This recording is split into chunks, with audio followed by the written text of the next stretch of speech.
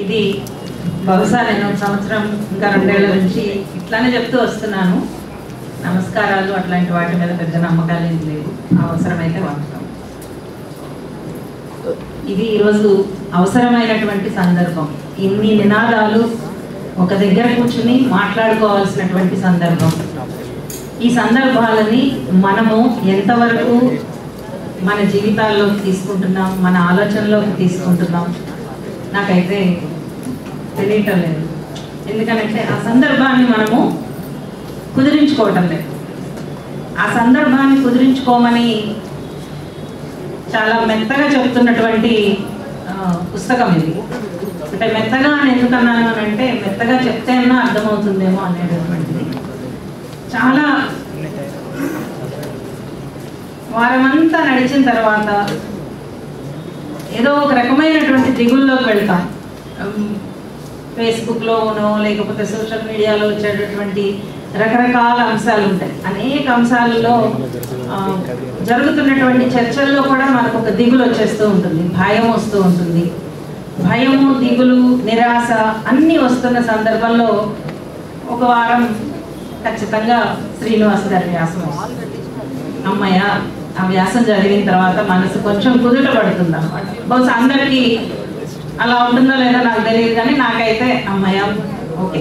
అంటే ఆ విషయం మీద నేను ఆలోచించకపోయినా కానీ అది చదివిన తర్వాత కొంచెం మనశ్శాంతిగా ఉంటుంది.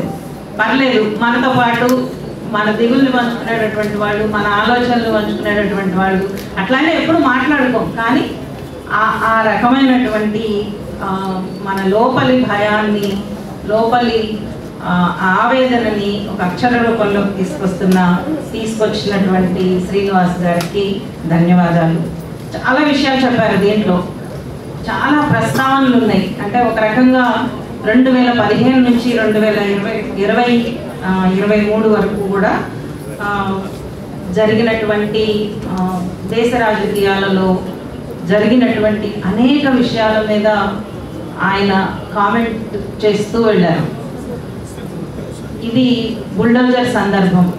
అయితే కనిపించే బుల్డోజర్స్ గురించి ఆయన చెప్పారు, కనిపించని వాటి గురించి కూడా చెప్పారు. అయితే అసలు కనిపించకుండా ఉన్న బుల్డోజర్స్ గురించి నేను కొంచెం మాట్లాడదాం అనుకుంటున్నా. అందరికీ నిర్భయ గుర్తుంటుంది, నిర్భయ సంఘటన గుర్తుంటుంది, ఆ సంఘటనలో జరిగిన దారుణం గుర్తుంటుంది. దాని మీద అంత క్రూరంగా తయారైనటువంటి ఒక మైనర్ బాలుడు కూడా గుర్తుంటాడు. ఎవరికి కూడా క్షమ ఉండాల్సిన అవసరం లేదు అతని మీద, కానీ అతన్ని అంత వైలెంట్గా తయారు చేసినటువంటి వ్యవస్థ మీద మాత్రం ఎవరికి కోపం రాదు. గట్టిగా చెప్తున్నాను, ఎవరికి రాదు. అతని మీద కోపం వస్తుంది తప్పించి అతన్ని ఆ స్థాయిలో ఒక 14-15 ఏళ్ల పిల్లగాడు లేకపోతే 16 ఏళ్ల పిల్లగాడు ఒక అత్యంత క్రూరమైనటువంటి దాంట్లోకి ఎందుకు వెళ్ళాల్సి వచ్చింది, ఏమున్నాయి అనేటటువంటి దాని మీద మాట్లాడటానికి మనసు రాదు. మనసు మాట్లాడితే మనం ఎక్కడ నేరస్తులు అవుతామో అనే భయం ఉంటుంది. అలాంటి పిల్లలు ఈరోజు దేశంలో చాలా మంది ఉన్నారు. మరి వాళ్ళందరినీ ఒక దగ్గరికి తీసుకొచ్చి చదువు చెప్తున్నటువంటి వాళ్ళు కూడా చాలా మంది ఉన్నారు. వాళ్ళందరి బాధ్యతను తీసుకోవడం సాధ్యం కాదు వ్యక్తులుగా, కానీ కొంతమంది అయినా ఉన్నారు. ఏం జరుగుతుంది ఇప్పుడు? అట్లాంటి చేసేటటువంటి వాళ్ళ మీద ఇది ఎక్కడా బయటకు రాదు, కానీ వాళ్ళ మీద ఒక రకమైన నిర్బంధం ఉంటుంది. ఎందుకు అనంటే ఈ సమాజానికి, ఈ బుల్డోజర్ సమాజానికి అలాంటి పిల్లలు చదువుకోవటం ముఖ్యం కాదు, వాళ్ళ స్థాయి పెరగటం ముఖ్యం కాదు, వాళ్ళ ప్రాథమిక హక్కులు రక్షించబడటం అనేది ముఖ్యం కాదు. వాళ్ళు అలానే నేరస్తులుగా ఉండాలి, అదే స్వభావంతో ఉండాలి. వాళ్ళు ఈ బుల్డోజర్ సందర్భాలకి చాలా ముఖ్యమైనటువంటి వాళ్ళు. ఈ ఫోటో చూస్తే మనకు అర్థమవుతుంది వాళ్ళు ఎలాంటి దాంట్లో.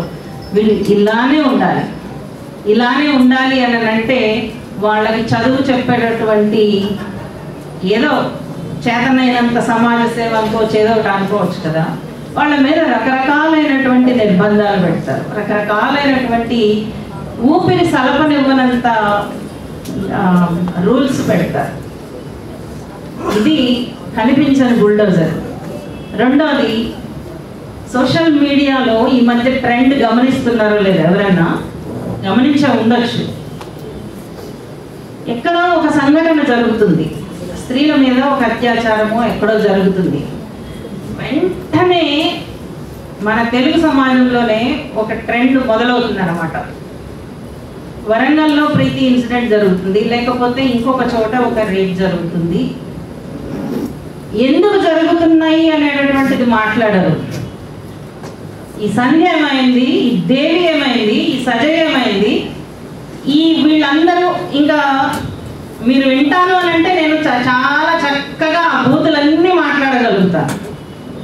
నాకేం అంత మొహమాటం ఏం లేదు. అయ్యో ఆడవాళ్ళు, ఇందాక రామ్మోహన్ అన్నాడు, ఏ మొహమాటం లేకుండా తెట్టు తిరగేసి మరీ మాట్లాడగలుగుతాం అట్లాంటి మాటల్ని.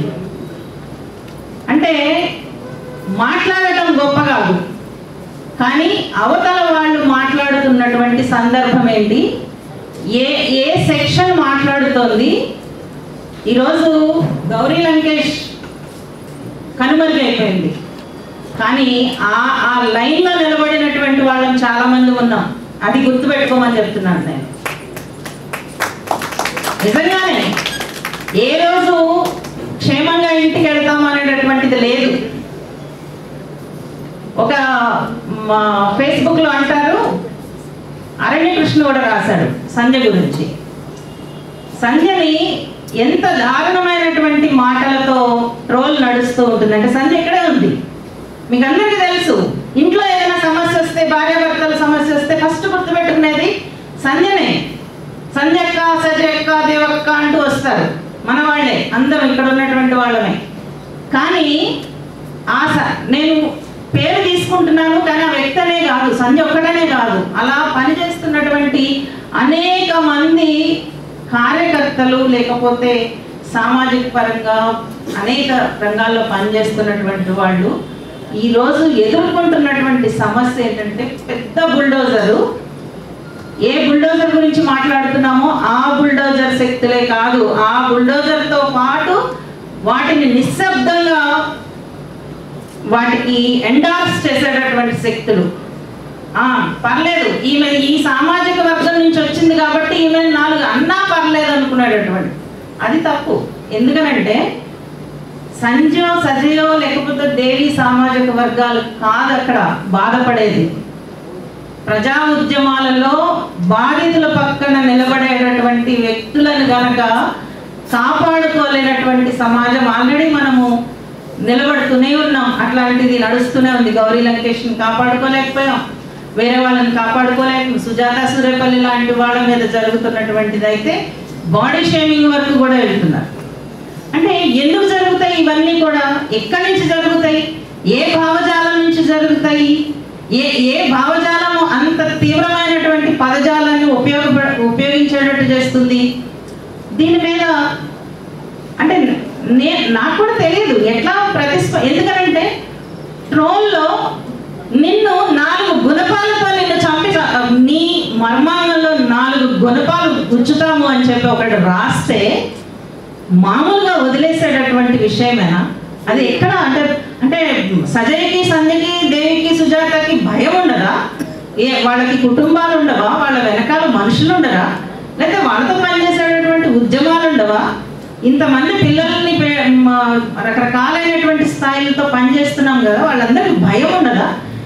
కానీ అట్లాంటి భాష మాట్లాడుతున్నప్పుడు కూడా మన నుంచి స్పందన రావటం లేదు అని అంటే కనుక ఖచ్చితంగా బుల్డోజర్ సందర్భాలు పెరుగుతున్నాయని అర్థం. వాటిని ఏ విధంగా మనం వాటిని ఎదుర్కోగలుగుతాం తెలీదు. నాకు కూడా తెలియదు ఎట్లా ఎదుర్కోగలుగుతాము అనేటటువంటిది. ఒక ట్రాన్స్జెండర్ అయినందుకు అత్యంత హీనమైనటువంటి పరిస్థితిని, అంటే వీళ్ళని అవమానించడానికి ఆఖరికి ప్రోగ్రెసివ్ రైటర్స్గా అనుకున్నటువంటి వాళ్ళు కూడా కొజ్జా అనేస్తారు సడన్. లేకపోతే వీళ్ళు కొజ్జలాగా మాట్లాడతారు.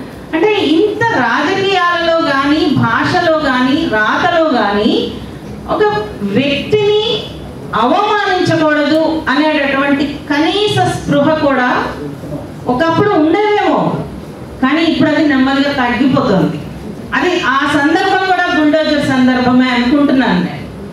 అంటే దానిని గనక నిరంతరము ఒక ఎరుకతో లేకపోతే, ఒక దళితుడిని అవమానించినా తప్పుండదు, ఒక దళితురాలని అవమానించినా తప్పుండదు, ఒక స్త్రీని అవమానించినా తప్పుండదు, ఒక ముస్లింని అవమానించినా తప్పదు. అసలు ఏ మనిషినైనా సరే వాళ్ళ పుట్టుకతో, వాళ్ళ ఆహార్యంతో, వాళ్ళ వేష భాషలతో, వాళ్ళ భాషతో అవమానించడం అనేటటువంటిది తగునా అనేటటువంటిది కదా మనం వేసుకోవాల్సింది. ఈరోజు ఆ హింస అనేటటువంటిది పెరుగుతోంది. తర్వాత మూడవది, దీంతో ముగిస్తాను. అసహనం అనేటటువంటిది కేవలం పాలక వర్గాలలోనే మాత్రమే లేదు. అసహనం అక్కడ నుంచి ప్రవహించి ప్రవహించి ప్రవహించి మనందరిలోకి కూడా అసహనం వచ్చేసింది. అందుకనే మనం ఏదన్నా ఒక విషయం మీద మన ఒక అభిప్రాయం, చర్చకి కూడా కాదు, ఒక అభిప్రాయాన్ని ఎక్స్ప్రెస్ చేస్తే దాన్ని భరించలేనంత స్థాయిలో అసహనం పెరుగుతుంది. అంటే ఇప్పుడు మన మీద నిర్బంధం ఒకటైతే, ప్రజా సమూహాల మీద, ప్రజా ఉద్యమాల మీద, లేకపోతే భావ స్వతంత్రం మీద జరిగేటటువంటి ఒక దాడి, బుల్డోజర్ సందర్భం ఒకటైతే, మనలో మనమే నేను ముందు ఏదైతే అన్ని రకాలైనటువంటి శక్తుల గురించి చెప్పానో, ఒక అభివాదం చేశానో, ఆ శక్తులే ఒకళ్ళ మీద ఒకళ్ళు కలహించుకునేటటువంటి పరిస్థితి, అంత అసహనం పెరుగుతుంది. ఆ అసహనాన్ని తగ్గించుకోవాలి. ఎలా తగ్గించుకుంటాము అనేది మనం ఆలోచించాలి. లేకపోతే నేనేం అట్లా ఏం చెప్పాలని అనుకోవట్లేదు. తగ్గించుకోవాలి అనుకుంటే తగ్గించుకోవాల్సిందే. ఎవరిని ఇంకొకళ్ళ భావ ప్రకటన మీద అన్లెస్ అవమానకరంగా మాట్లాడితే తప్పించి, ఇంకొక వ్యక్తి అభిప్రాయాల మీద ఒక దుర్మార్గమైన దాడి జరగడం అనేటటువంటిది మాత్రము మనం తగ్గించుకోవాల్సిన అవసరం ఉంటుంది. తగ్గించుకుంటేనే బుల్డోజర్ అనేటటువంటి సందర్భాన్ని కూడా ఎదుర్కోగలుగుతాం. లేకపోతే బుల్డోజర్ కింద పడి నలిగిపోవడం తప్పించి ఇంకొకటి ఉండదు. Thank you.